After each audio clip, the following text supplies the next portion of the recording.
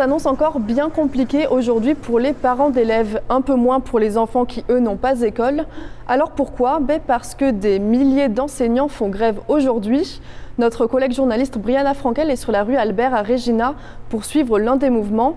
Alors Brianna, comment les enseignants vivent-ils cette nouvelle grève? Les enseignants vivent quand même bien avec cette deuxième journée de grève, Charlotte, notamment du fait qu'il fait plus chaud aujourd'hui que lundi dernier. Tout de même, les enseignants auxquels j'ai parlé ne sont pas optimistes que cette deuxième journée de grève va ramener le gouvernement à la table des négociations. Présentement, la Fédération des enseignants est en train de renégocier une nouvelle convention collective qui a pris fin en juin 2023. Depuis, ils demandent des meilleures conditions, des meilleurs salaires et que la complexité des stades de classe soit prise en compte dans la convention collective.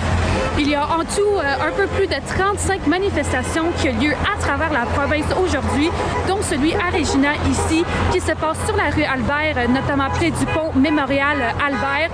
Comme vous pouvez entendre, plusieurs passants klaxonnent pour démontrer leur soutien et les manifestants devraient être ici jusqu'à 14 heures. Merci Brianna.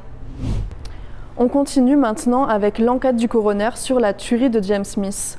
Comment interpréter le témoignage de Sky Sanderson, la femme de Damien Sanderson? Jeudi dernier, elle avait affirmé que son beau-frère, Miles Sanderson, avait averti qu'il voulait tuer sa femme et 10 autres personnes.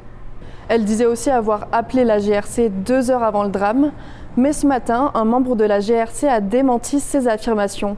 Il dit que parmi les 22 appels reçus le 4 septembre 2022, aucun ne provient de Sky Sanderson. La GRC affirme aussi avoir contacté Sky Sanderson après son témoignage jeudi, mais elle n'a pas répondu. On continue à suivre les développements de l'enquête pour vous, alors restez connectés sur nos plateformes. Récemment, on vous parlait de la hausse démographique à Saskatoon. Selon la ville, les plus de 14 000 nouveaux arrivants entre octobre 2022 et octobre 2023, ils viennent principalement de l'immigration internationale. La ville dit en fait que cette immigration, elle est principalement venue d'Asie et d'Afrique et qu'elle représente 85% du boom démographique de la ville. Mais en fait, ça crée aussi certains défis. D'abord, au niveau des transports qui sont utilisés par plus de monde.